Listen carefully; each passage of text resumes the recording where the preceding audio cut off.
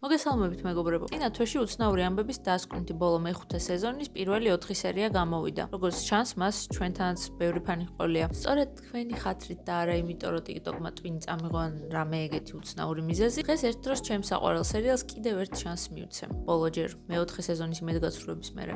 ანუ დღეს თქვენთან ერთად განვიხილავ მეხუთე სეზონის პირველ 4 სერიას. რა მოხდა, რა შეიძლება მოხდეს, როგორი იყო? პირველი სცენა მთლად პირველ სეზონში გვაბრუნებს, როცა Will Byers-ი ჯერ კიდევ ვეკნალენში მოგზაურობდა. მთლიანად CGI-ის გამოყენებით აწყობილი კადრებიდან ვიგებთ იმას, რომ ყველაფერი მთლად ისე არ იყო, როგორც ჩვენ წარმოგვედგინა. აქედან მივიღეთ ძალიან ბევრი მიმი, მაგრამ ამავდროულად სერიოზული ფსიქოლოგიური ტრამვებიც. მაგრამ ერთ რამეში, რაზეც აქამდე ვფიქრობდით, საბოლოოდ დავრწმუნდით. იქ ყოფნისას Will-მა პირდაპირი კავშირი დაამყარა პარალელურ სამყაროსთან და ეს კავშირი ჯერაც არ არის გაწყვეტილი. ახლა კი რა არის ახალი? Byers-ები Will-ერებთან ცხოვრობენ გაურკვეველი ვადით. ედის სიკვდილის შემდეგ დასტინი ცდილობს კლუბი თავიდან აღორძინოს, რასაც წინ გარკვეული სირთულეები უდგას. მაქსი ისევ კომაშია, ლუკასი დადის, სტივს და რობინს ახალი სამსახურები აქვთ. ხო, რობინს შეყვარებულიც ყავს. სტივს არა. სტივი ისევ მარტოა. მაგრამ ეს მარადიული შეჯიბრი სტივსა და ჯონათანის შორის ნენსის გულის მოსაგებად აქაც გრძელდება. ნუ სხვა არაფერი არ ხდებოდა ისეთი და ეს ძალიან გვჭირდებოდა. ელს მთელი პენტაგონი ეძებს, თავად ელი კი თავის შინაგან როკი ბალბოას. და მგონი მეტი ისეთი არც არაფერი არ ხდება. რამე ხო არ გამომრჩა.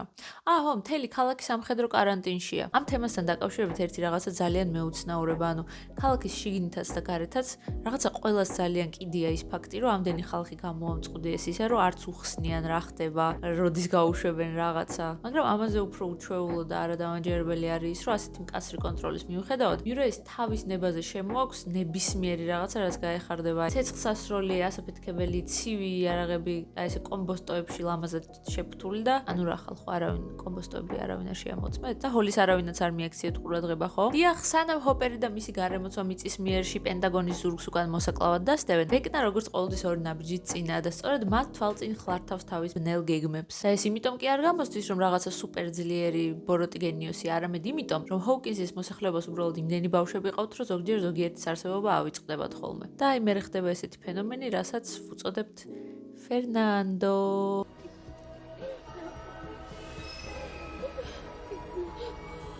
კაი ვილერების დედას ამ სცენაში გმირობას ვერ დაუკარგავ და მანამდეც გამოთქვა რაღაცა შეშფოთება იმასთან დაკავშირებით, რომ ჰოლი ჰაერს ელაპარაკებოდა, მაგრამ ამან მაინც არც არავის არ უშველა. ძალიან ბევრი რაღაცის თქმა მინდა ამ მომენტზე და არ ვიცი საიდან დავიწყო. მოდით პირველ რიგში ვიტყვი იმას, რომ კადრებისა და მუსიკის შეთავსება როგორც ყოველთვის ძალიან კარგია და ძალიან დასამახსოვრებელს ქმნის სცენას, ანუ ზუსტად ჯდება ყველაფერი ერთმანეთში. მეორე რიგში მინდა ყურადღება გავამახვილო ტედი ვილერის პირველ რეაქციაზე დემოგორგონის დანახვისას.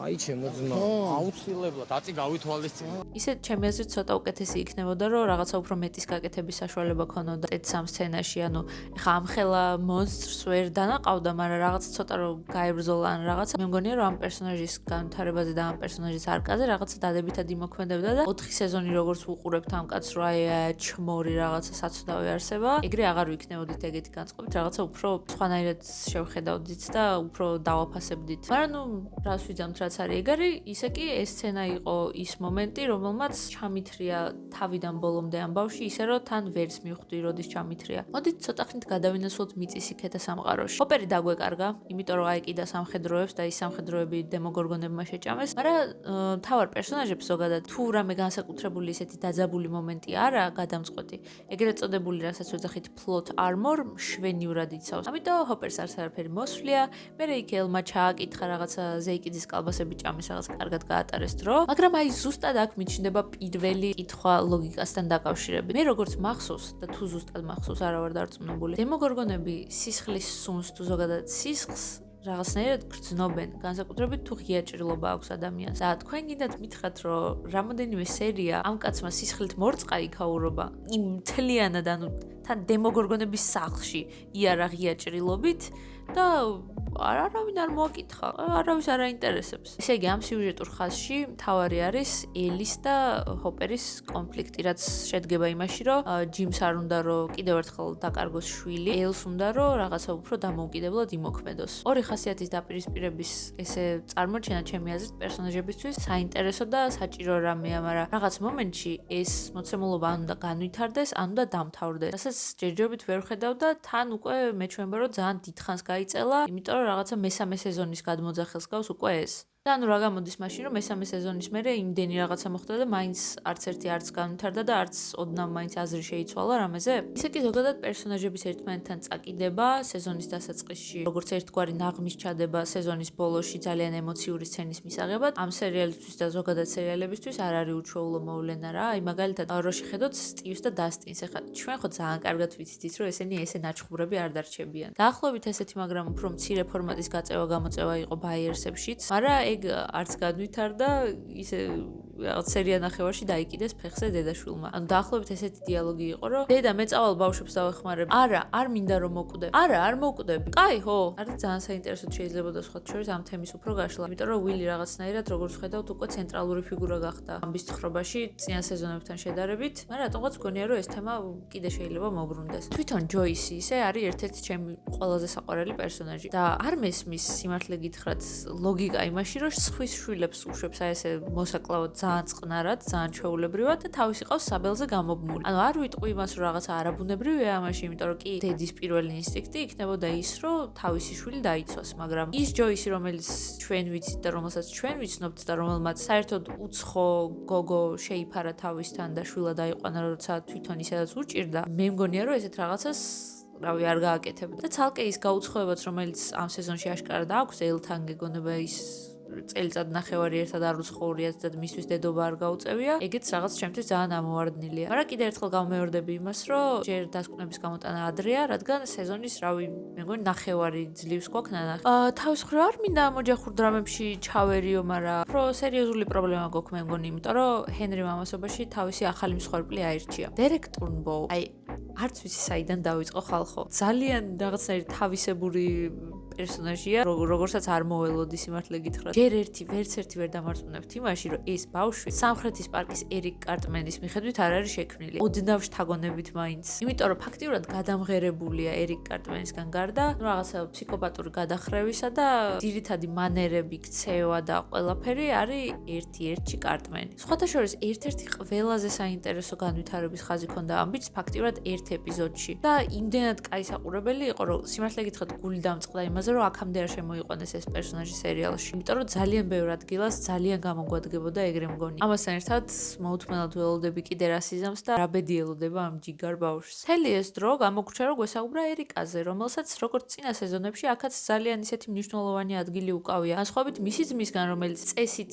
მთავარი ოთხეულის წევრია, მაგრამ რაღაცა ორი სეზონია ეგ აღარ ეტყობა. ლუკასის ხასიათის გასაშლელად ასპარეზი გვაქვს მარტო მისი და მაქსის სცენებში, რაც ძალიან ზღუდავს, იმიტომ რომ ნუ მაქსი კომაშია და ეს ზის და ელაპარაკება უბრალოდ და მეტი არაფერი არ ხდება. ძალიან დიდი იმედი მაქვს, რომ მერე მაინც იქნება რაღაცა, იმიტომ რომ ლუკასი არის ძალიან საინტერესო პერსონაჟი და ასაკის მატებასთან ერთად რაღაცა მისი განსხვავებული ინტერესები რაც გამოჩნდა, თუნდა ის რომ კალათბურთი აინტერესებს, აქა-იქ ჩანს რომ რაღაცა სამხედრო თემაც აინტერესებს, საინტერესო იქნება დასაკვირვებლადაც, განსახილველადაც, განსავითარებლადაც და ძალიან მინდა რომ დაფერებმა ეს არ დაიკიდონ და რაღაცნაირად მოუგვარდეთ ეგება. ისე კი რატო არის ერიკა ისეთი პერსონაჟი, რომელიც ყველას მოწონს ფაქტიურად? იმიტომ რომ მე მგონი ისეთია, როგორც რაღაცნაირად ყველას გვინდა რომ ვიყოთ. მამაცი პირდაპირ პრინციპული თავს არ დააჩაგვრინებს არავის, ანუ ჩვენ ენაზე არის original it girl. ღვეზელის სცენაც მიუხედავად იმისა, რომ ჩემთვის პირადად ცოტა დექსტერ მორგანის ვაიბები მოქონდა, ამ გმირისთვის იყო ერთ-ერთი შესაბამისი ზუსტად. აი, ძალიან მოუხდა ერიკას დაძაბულობის ცენტრში ყოფნა და რაღაცნაირად სიტუაციის თავისი ნების მიხედვით წარმართვა. ხოთა შორის ძალიან სასაცილო რაღაცები წავიკითხე ინტერნეტში ამ პერსონაჟთან დაკავშირებით. მაგალითად ის, რომ ვიღაცები ამბობდნენ,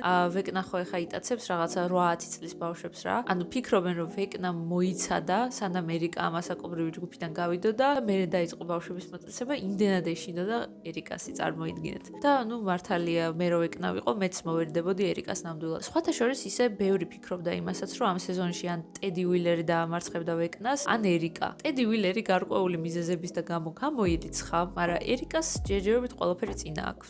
მაქსი რო ცოცხალია ეგ გაიგეთ? ოღონდ ცოცხალია ვეკნას მოგონებებში, ჰოლის მახლობლად. როგორც მისი მონოლოგიდან ვიგებთ, გაღწევის შანსი ჰქონდა, მაგრამ კაი რა, მაგდენს ვინ ირბენს ერთი თუწმა ხა.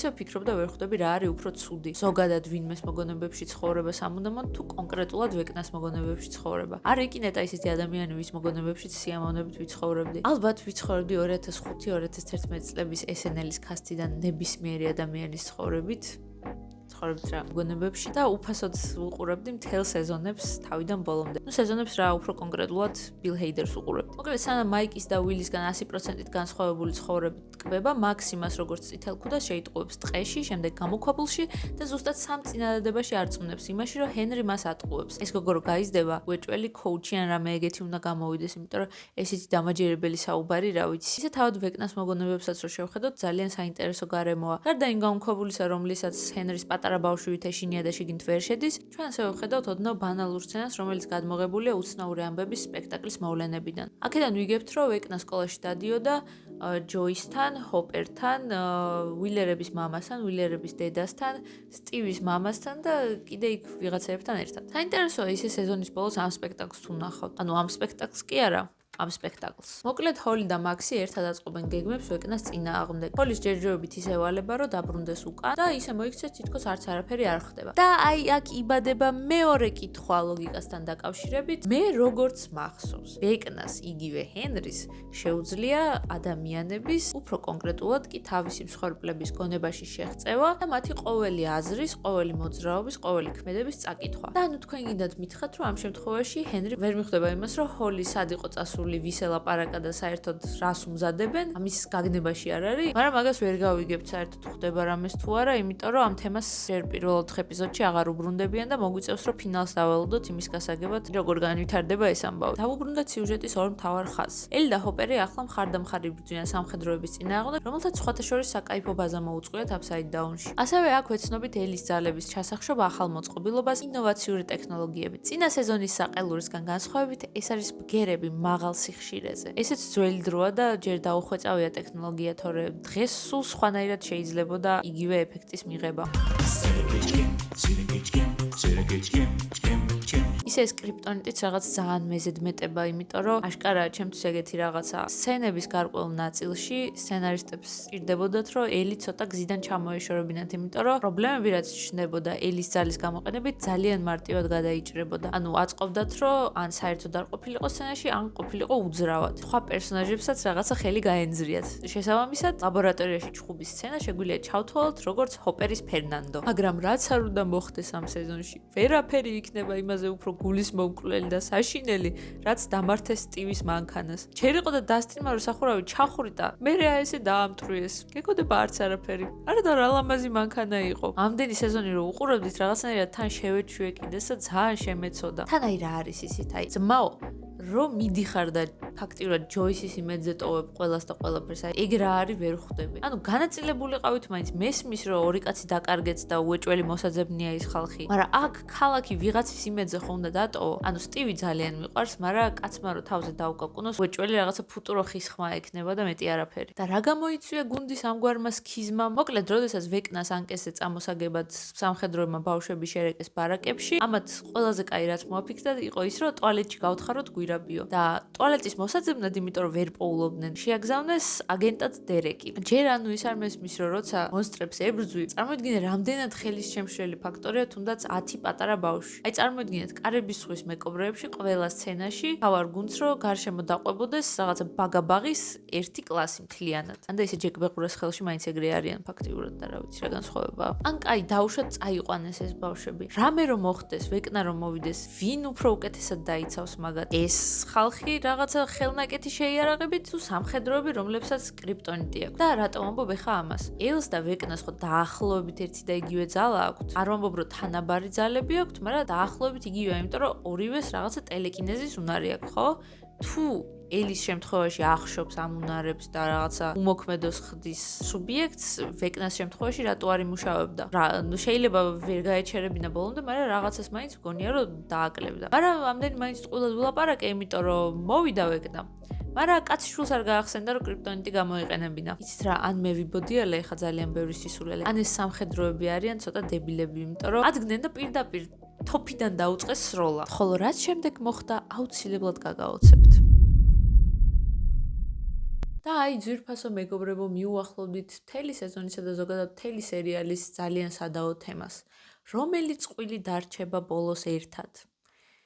გეგონება ამაზე უფრო მნიშვნელოვანი არაფერი არ ხდება, ხო ამ სერიალში? უილი და მაიკი, თუ მაიკი და ელი. სერიალის შექმნელებმა ეს მოცემულობა და ფანების განწყობა ძალიან ოსტატურად გამოიყენეს სათავისოდ და ორივესთან დაკავშირებით ისეთი არაპირდაპირი მინიშნებები მოგვცეს, რომ ნებისმიერი ადამიანი თავისი შეხედულების და მიხედვით ამ მინიშნებებისგან თავისუფლად დააწყობს საკმაოდ დამაჯერებელ თეორიას, რომელზეც ვერც შეედავები ფაქტიურად. განსაკუთრებით რობინისა და უილის დიალოგის შემდეგ. მართლა გითხრათ, მე სულ არ მაინტერესებს ვის დარჩება მაიკი. მე უფრო მანქანის ბედი მაყელვებს. შესაბამისად ვერ გეტყვით უფრო საითკენ იხრებოდა ეს დიალოგი. იქეთკენ რომ უილს შეაყვარა თავისი თავი თუ იქეთკენ რომ უილი დაარწმუნა რომ მაიკი მისი ცხოვრების სიყვარულია. მაგრამ სამაგიეროდ ჩემთვის პირადად ორი მნიშვნელოვანი რაღაცა მოიტანა ამ ინტერაქციამ. პირველი ის რომ ძალიან აშკარად დავინახეთ როგორი შეცვლილია და როგორ თავიდან ბოლომდე გადაწერეს რობინის პერსონაჟი მესამე სეზონიდან. It's about these POWs, right? And they're stuck in a barracks just like this one and they need to escape. So they dig these tunnels and they call their tunnels Tom, Dick and Harry. გაჩუმდი. და ასევე უილსაც გააჩნია თურმე ტელეკინეზის უნარი. და თქვენ გინდათ მითხრათ, რომ მთელი ეს დრო, რაც ამ ყველაფრის გახსენებაში დაჭირდა, სანამ თელმა მისმა ცხოვრებამ ჩაუარა თვალწინ, დემოგორგონები უბრალოდ ჰაერში გამოკიდებულები ელოდებოდნენ რა მოხდებოდა. ანუ ვიცი რომ პირობითობაა კი, მაგრამ ერთი წამით რეალობის ფარგლებში რო შევხედოთ ამას, წარმოიდგინეთ რა სასაცილო იქნებოდა. ხო, ესე მთავრდება მეოთხე სერია. ეხლა ერთის მაგივრად ორი ელი გვყავს. როგორ შევაფასო ეს ყველაფერი, ჯერჯერობით არ ვიცი. იმიტომ რომ სეზონის ბოლო არ მაქვს ნანახი. მაგრამ აშკარა არის, რომ ძალიან კარგად ჩაიხლართა ყველა ის უცნაურობა, რაც ხდება და სერიოზული პოტენციალია ძალიან კარგი ფინალისთვის და ამიტომ სხვების არ იყოს, მეც ძალიან დიდი ინტერესით მოველი რა მოხდება.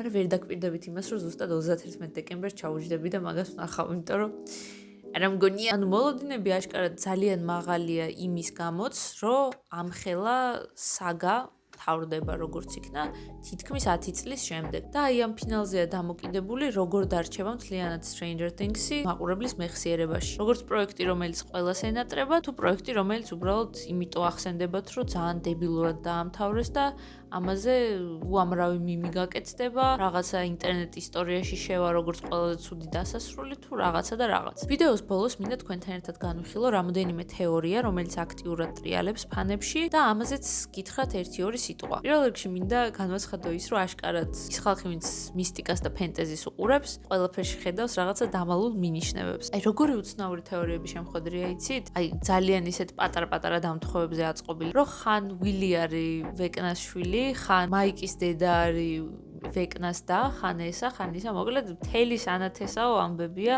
არეულ დარეული. მოკლედ პირველი შეგვიძლია ვისაუბროთ ესეთ რაღაცაზე, რომ ბევრი ადამიანი ფიქრობს, თითქოს ჰენრი, კრილი და ვეკნა არის ორი სხვადასხვა გონება, რომელიც დამწყდეულია ერთ ორგანიზმში. ანუ კეთილი ჰენრი შეპყრობილია ვეკნას ან Mind Flayer-ის მიერ და თავის და უნებურად ჩადის ამ თავის რაღაცა ბოროტ საქმეებს. და მხოლოდ აქ-აიქ გამოანათებს რაღაცა ეს ჩვენი კეთილშობილი რაინდი და ცდილობს ჰაუკინსის გადარჩენაში რაღაც თავისი წვლილი შეიტანოს. არგუმენტად პირველ რიგში მოყავთ ის სცენა, სადაც ვეკნამ ნენსის წინასწარ აჩვენა მომავალი. თქვენ კი გეგონათ, რომ ეს იმიტომ გააკეთა, რომ ნენსი შეეშინებინა. მაგრამ არა. ჰენრიმ თურმე სინამდვილეში გათქვა ვეკნას გეგმები, რომ ხალხს ქონოდა წინასწარი ცოდნა და საკმარისი დრო იმისთვის, რომ ამ ყველაფრის თავიდან ასარიდებლად მომზადებულიყვნენ. ასევე მეორე არგუმენტი არის უკვე მეხუთე სეზონის სცენა, სადაც ჰოლის ჩუქნის მაგნიტოფონს და კასეტას. ყველამ ვიცით, რომ ვეკნას წყევლისგან თავის დასაღწევად ერთ-ერთი ყველაზე აპრობირებული მეთოდი არის მუსიკის მოსმენა. და მესამე არგუმენტი, რომელიც ასევე შემხვედრია ამასთან დაკავშირებით, არის ის, რომ ბოლოს სცენაში ჯოისი არ მოკლა და უბრალოდ გვერდზე გადააგდო. და აქ ისევ ბრუნდებით იმ სპექტაკლის ისტორიაში, სადაც ვეკნა ჰენრი, რაც გინდათ დაუძახეთ, ჯოის სკოლის ასაკიდან იცნობს. ისე კი ამ სპექტაკლზე უნდა აღვნიშნო ის, რომ მე როგორც ვიცი, ყველა დეტალი ყველა რა უმეტესი დეტალი შეთანხმებულები არიან დაფერებთან ამ სპექტაკლის ავტორები და შესაბამისად რაც იქ ხდება, შეგვიძლია ორიგინალ სამყაროშიც ჩავთვალოთ ეგრეთ წოდებულ canon event-ად. ისე კი სიმართლე გითხრათ, ბოლომდე არ მჯერა ამ თეორიის. ან შეიძლება მინდა რომ არ მჯეროდეს, იმიტომ რომ ჩემი აზრით არ არის აუცილებელი ყველა პერსონაჟს რაღაცა კარგი მხარე ქონდეს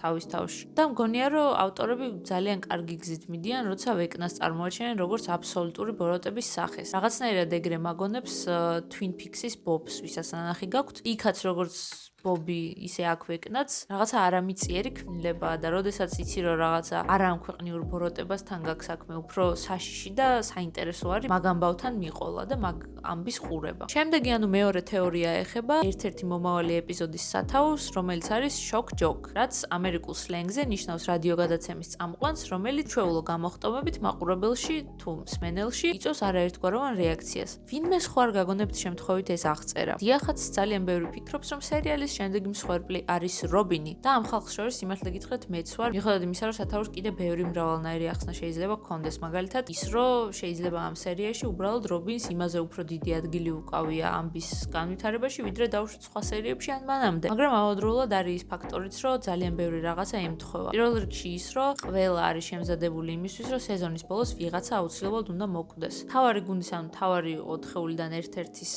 მოკლა არის ძალიან სარისკო რამე და არ ამგონია რომ ამ გზას დაადგნენ შემქმნელები, იმიტომ რომ მაყურებლისგან მიიღებენ ყველა ვარიანტში ძალიან ძაფრ ნეგატიურ რეაქციას. და ისიც კარგად ვიცით, რომ დაფერები აშკარად ადევნებენ თვალს და აქტიურად ითვალისწინებენ მაყურებლის რაღაცა განწყობებსა და მოსაზრებებს. მაგალითად, რო ავიღოთ თუნდაც ჰოპერის გაცოცხლება. ჰეი, სტივი და სტივის მანქანა თუ გადარჩებიან, სიმართლე გითხრათ, მე თანახმა ვარ რობინი გავწირო.